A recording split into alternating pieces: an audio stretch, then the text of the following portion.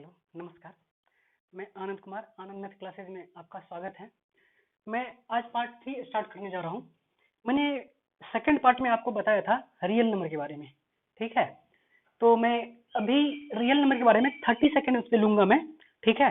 थोड़ा सा उसमें कुछ पॉइंट है, सो मैं अभी उसको रिपीट कर देता हूँ। उसके बाद में परिमेय संख्या की ओर बढ़ेंगे, ठीक है। जैसे मैंने आपको रियल नंबर के बारे में बताया था, ठीक है। मैंने आपको बताया था real number -infinity to +infinity तक लय करता है, ठीक है। इसका मतलब ये हुआ उसमें जो संख्या होगी प्लस वाली भी होगी, माइनस वाली भी होगी और दशमलव वाली भी होगी, ठीक है।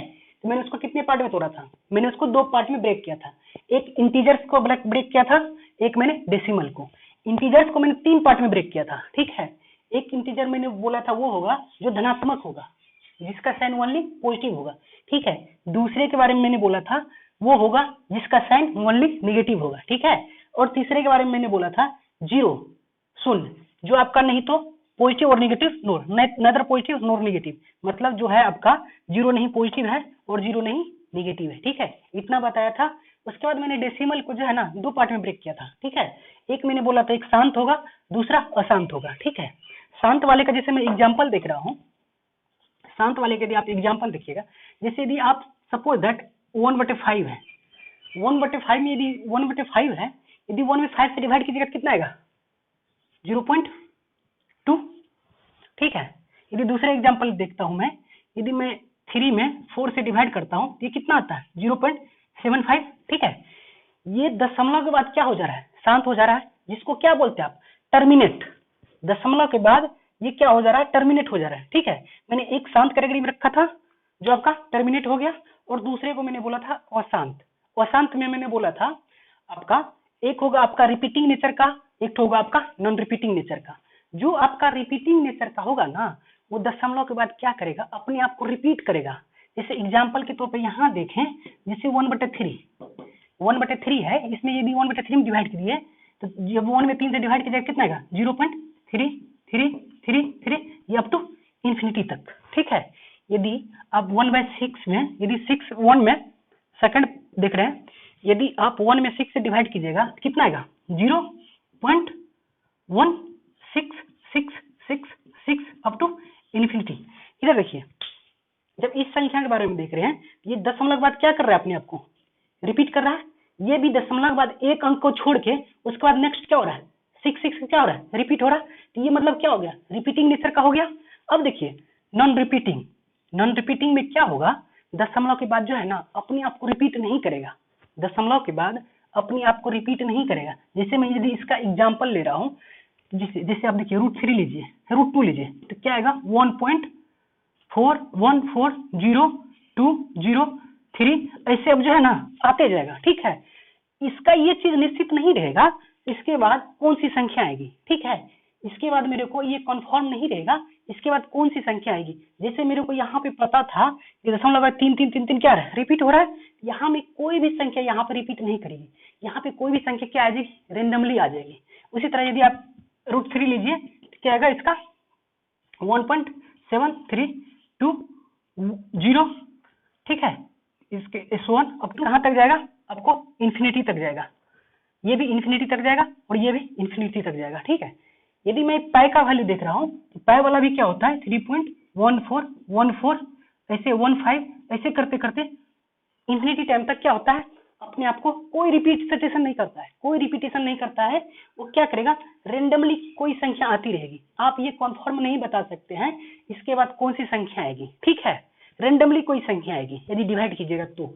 इसमें क्या होता है, आप जैसे दशमलव के बाद 1 है, 6 क्या है? 6 आपका क्या हो रहा है? ऑलरेडी रिपीट हो रहा है, ठीक है। तो आप यहाँ पे आपको कन्फर्मेशन पता चल गया, यहाँ पे आप कन्फर्म हो गए, यहाँ पे 6 क्या हो रहा है? आपका रिपीट हो रहा है। उसी तरह यदि आप ई को भी देखते हैं तो 2.710 और समथिंग समथिंग आते रहता है इन्फिनिटी टाइम तक, ठीक है। ये भी दशमलव के बाद अपने आप को रिपीट नहीं करेगी, रेंडमली कोई भी नंबर आ जाएगा, ठीक है। मैंने इतने पार्ट में आपको डिवाइड किया था।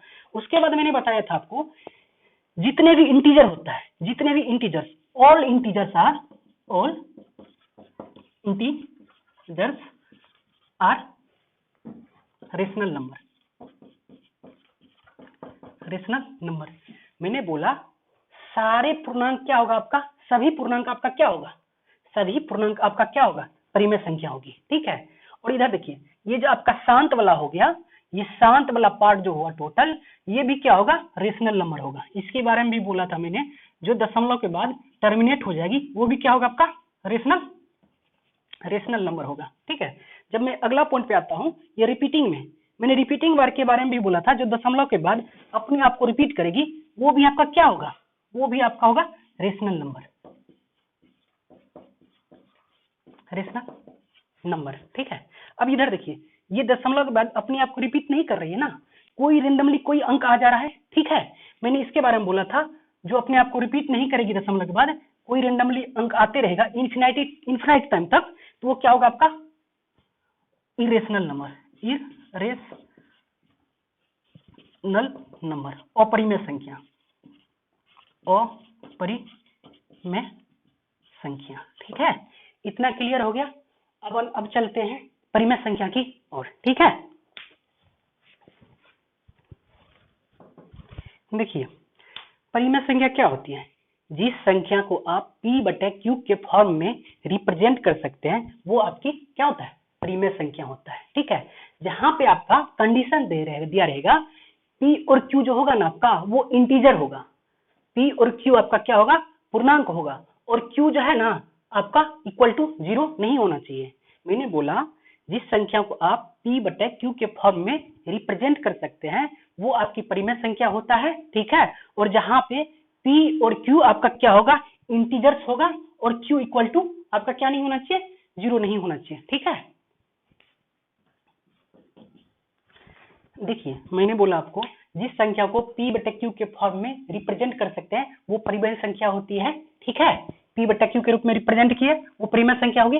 आपका p जो होगा ना और q जो होगा, p और q आपका क्या होगा, इंटीजर होगा, p और q आपका क्या होगा, पूर्णांक होगा, और जहां q इक्वल टू आपका 0 नहीं होना चाहिए, q इक्वल टू क्या नहीं होना चाहिए, 0 नहीं होना चाहिए। यदि सपोज दैट आपका p/q लिखें, यदि आप p का कोई वैल्यू लिख लिए, ठीक है, या तो 2 हो सकता है, 3 हो सकता है, कोई भी नंबर हो सकता है, इंटीजर्स हो सकता है। ठीक है, अब तो सॉल्व देखिए माइनस भी हो सकता है, ऐसा नहीं है कि ये पॉजिटिव ही होगा, नेगेटिव भी हो सकता है। ठीक है, नेगेटिव भी हो सकता है।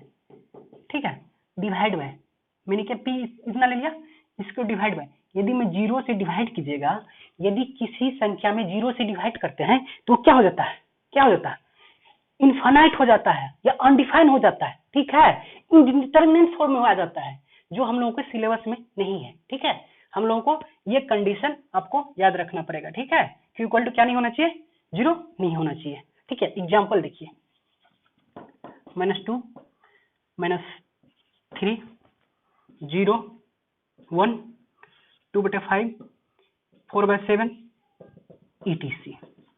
ठीक है, अब आपको लग रहा होगा क्या यहाँ पे सर ओनली -2 है, p/q के फॉर्म में नहीं है, लेकिन आप इसको इस वे में तो लिख सकते हैं ना, -2 इक्वल टू -2/1, ये ऑलरेडी p/q के फॉर्म में आ गया कि नहीं, p/q के फॉर्म में आ गया ना, तो ये परिमेय संख्या हो गई। ठीक है, अब चलते हैं अगला पॉइंट की ओर, परिमेय संख्या होगी। इधर देखिए ऑल इंटीजर्स आर क्या होगा आपका, सारे इंटीजर्स क्या होगा आपका, रेशनल नंबर होगा। ठीक है, सभी पूर्णांक आपका क्या होगा, परिमेय संख्या होगा।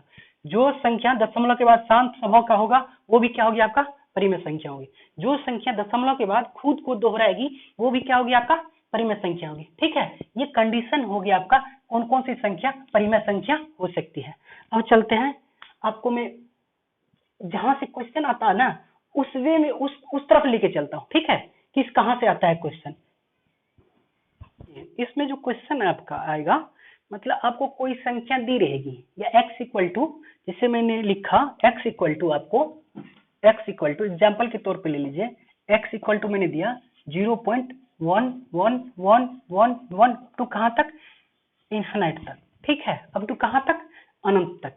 और बोलेगा क्या, आप इससे जो है ना p/q के रूप में लिखें, p/q के रूप में मतलब परिमेय संख्या के फॉर्म में बताइए कितना होगा ये। ठीक है, तो आप क्या कीजिएगा, इसको सॉल्व करने के लिए मैं पहले इसका बेसिक मेथड बताता हूं, उसके बाद मैं शॉर्ट ट्रिक पे आऊंगा। ठीक है, शॉर्ट में कंक्लूजन पे आऊंगा। ठीक, इसका बेसिक देखिए, क्या कीजिएगा, x equal to 0.111 up to कहां तक है, इन्फिनाइट तक है ना, इन्फिनाइट तक है। ठीक है, इधर देखिए, एक होता है रेकरिंग। रेकरिंग मतलब होता है जो संख्या अपने आप को रिपीट करती है ना, उस पे बार लगा दो। जैसे x इक्वल टू आपका दिया है इसमें 0.111 कहाँ तक, इन्फिनिट तक है, ठीक है, इन्फिनिट तक आ रहा है ना। कौन सी संख्या आपको रिपीट कर रही है, 1 रिपीट कर रही है ना, इससे रेकरिंग डाल दीजिए। इसको शॉर्ट वे में लिखने का है तरीका, 0.11 पे क्या डाल दिए, रेकरिंग डाल दिए। मतलब इसका मतलब ये हुआ, जब रेकरिंग डाल दिए, या कोई बार भी बोलता है, ठीक है, जैसे ही रेकरिंग डालिएगा मतलब इसका ये मैथमेटिकल वे में ये रिप्रेजेंट करता है, ये जो 1 है ना आपको इनफाइनाइट नंबर टर्म तक ये क्या हो रहा है, अपने आप को रिपीट कर रही है, ठीक है। इधर देखिए, तो आप क्या कीजिए, x इक्वल टू 0.111, ठीक है, इसको इन्फिनिट तक ले लिए, इसको इक्वेशन क्या मान लीजिए, 1 मान लीजिए, ठीक है। आप इसको ऐसे लिख दीजिए, आप इसको ऐसे आप लिख सकते हैं, x इक्वल टू 0.1 पे बार, ठीक है, रेकरिंग, ठीक है। x इक्वल टू क्या लिखा आपने, 0.111। मेरे को ये बताइए, दशमलव के बाद कितनी संख्या रिपीट कर रही है। दशमलव के बाद आपको एक ही संख्या रिपीट कर रही है ना, 1 ना। दशमलव के बाद जो संख्या रिपीट करेगी ना, दशमलव का 1 लिखेगा, जितनी संख्या दशमलव के बाद रिपीट करेगी 1 पे उतना 0 डाल के दोनों साइड से मल्टीप्लाई कर दीजिए। यदि दशमलव का 1 लिखे, एक संख्या रिपीट कर रही है, 1 पे एक 0 डाले तो कितना हो गया, 10 हो गया ना। अब क्या कीजिए, इस इक्वेशन में एक में 10 से मल्टीप्लाई कर दीजिए दोनों side, 10x equal to 1.111 up to कहाँ तक, क्या इनफाइनाइट तक चला गया, ठीक है। अब क्या कीजिए आगे, आप इक्वेशन 2 में से इक्वेशन 1 को सब्ट्रैक्ट कर दीजिए, इक्वेशन 2 में से 1 को घटाइए। ये देखिए, इसको सब्ट्रैक्ट कीजिए। मेरे को ये बताइए, 1 यहाँ भी इनफाइनाइट नंबर टर्म है, यहाँ भी 1 इनफाइनाइट तक है, तो ये इधर वाला क्या हो जाएगा आपका, ये सारे क्या हो जाएगा, 0 हो जाएगा ना, 0 हो जाएगा। यहाँ पे क्या बचेगा, 1 1 बचेगा, यहाँ पे कितना बचेगा, 9x बचा ना, 9x इक्वल टू 1 लिख सकते हैं ना। मतलब x इक्वल टू कितना हो गया, 1/9। ये आपका p/q के फॉर्म में आ गया ना। यही मेरे को पूछा जा रहा था, यदि x इक्वल टू 0.11 है, p/q के फॉर्म में लिखिए, ठीक है। तो मैंने क्या किया, 9x इक्वल टू 1 आया, x बराबर 1/9, ये p/q के फॉर्म में आ गया ना। ऑलरेडी हमने क्या किया, इसको p/q के फॉर्म में लिख दिया, ठीक है। एक और एग्जाम्पल इस पे लेते हैं, ठीक है। एग्जाम्पल 0.14 ले लीजिए। अब देखिए 0.14 मतलब 14, इसमें दशमलव के बाद कितनी संख्या रिपीट कर रही है, दशमलव के बाद 2 संख्या रिपीट कर रही है, दशमलव के बाद 2 संख्या रिपीट कर रही है ना। इसको यदि बोला जाएगा p/q के फॉर्म में, बताइए कितना होगा। अब क्या कीजिए, x इक्वल टू 0.14, ठीक है। इसको आप आगे जाके ऐसे लिख सकते हैं, 0.141414 अप टू इन्फिनिटी तक है ना, लिख सकते हैं ना। मेरे को ये बताइए, इसको सबसे पहले क्या कीजिए, इक्वेशन 1 नंबर मान लीजिए, इक्वेशन 1 मान लिए। मेरे को ये बताइए, दशमलव के बाद कितनी संख्या रिपीट कर रही है, दशमलव के बाद यहाँ पे 2 संख्या रिपीट कर रही है ना। तो आप क्या कीजिए, दशमलव का 1 लीजिए और जितनी संख्या रिपीट कर रही है उस पर उतना 0 दीजिए, दोनों साइड से मल्टीप्लाई कीजिए, ठीक है। यहाँ पे देखिए, दशमलव का 1 लिखे और जितनी संख्या रिपीट कर रही है तो उस पर दो 0 डालिए, कितना हो गया, 100 हो गया ना।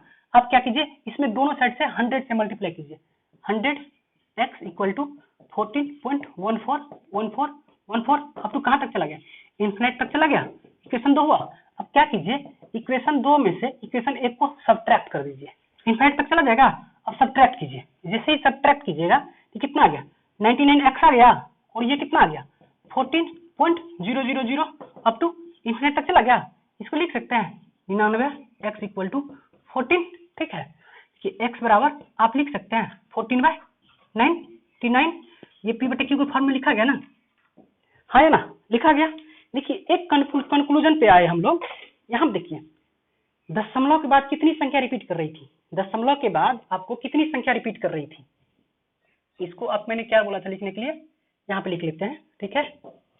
x इक्वल टू 0.1 पे बार लिखा है, तो मैंने बताया था जो संख्या रिपीट करेगी उस पर बार डाल दिया, रेकरिंग डाल दीजिएगा, तो वो रिप्रेजेंट करेगी वो संख्या क्या हो रही है, वो संख्या क्या हो रही है, अपने आप को क्या कर रही है, रिपीट कर रही है, ठीक है। तो यहाँ देखिए, यहाँ पे देखिए, आपने देखा दशमलव के बाद कितनी संख्या रिपीट कर रही है, एक संख्या रिपीट कर रही है। तो मैंने क्या किया, कंक्लूजन पे आया, मैंने क्या किया, यहाँ पे जो संख्या था वही लिख दिया, ऊपर वही संख्या लिख दी है, और दशमलव के बाद कितनी संख्या रिपीट कर रही है, एक संख्या रिपीट कर रही है, जो संख्या रिपीट कर रही थी उसका एक 9 डाल दिए, ये 1p/q के फॉर्म में आ गया। देखिए वही चीज आया है। यहाँ पे देखिए कितनी संख्या रिपीट कर रही है, दो संख्या रिपीट कर रही है, दशमलव के बाद दो संख्या रिपीट कर रही है ना, तो पहले वही संख्या लिख दीजिए। अब क्या कीजिए, पहले वही संख्या लिख दीजिए जो संख्या रिपीट कर रही है, वही संख्या लिख दिए। और बताइए दशमलव के बाद कितनी संख्या रिपीट कर रही है, दो संख्या रिपीट कर रही है, जो संख्या रिपीट कर रही थी उसका जगह पे 99 लिख दीजिए। आ गया, चलते हैं आगे।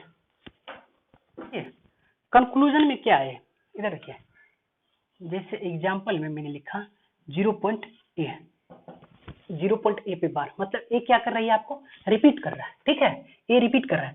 ए जो संख्या है वही संख्या लिख दीजिए, जो संख्या कितनी संख्या रिपीट कर रही है, एक संख्या रिपीट कर रही थी, कितनी संख्या बार, एक पे क्या कीजिए उसका 9 डाल दीजिए, ठीक है। ठीक, दूसरे नंबर में क्या किया मैंने, 0.ab डाला। ये बताइए जो संख्या है वही संख्या लिखिए, ठीक है, वही संख्या लिख दिए, कितनी संख्या रिपीट कर रही है, दो संख्या रिपीट कर रही है, उसके जगह क्या डाल दीजिए, नीचे में 9 डाल दीजिए। तीसरे पॉइंट पे आइए, ठीक है, जिससे मैंने लिखा 0.abc, ठीक है। और तीनों पे क्या बार है, तीनों पे बार मतलब ये तीनों संख्या अपने आप को क्या कर रही है, रिपीट कर रही है, तो पहले वही संख्या क्या कीजिए, लिख दीजिए, उसकी जगह क्या कीजिए, बट डिवाइड में 999 डाल दीजिए, ठीक है। ये आपका कंक्लूजन हो गया, इसको रिमेंबर कर लीजिए।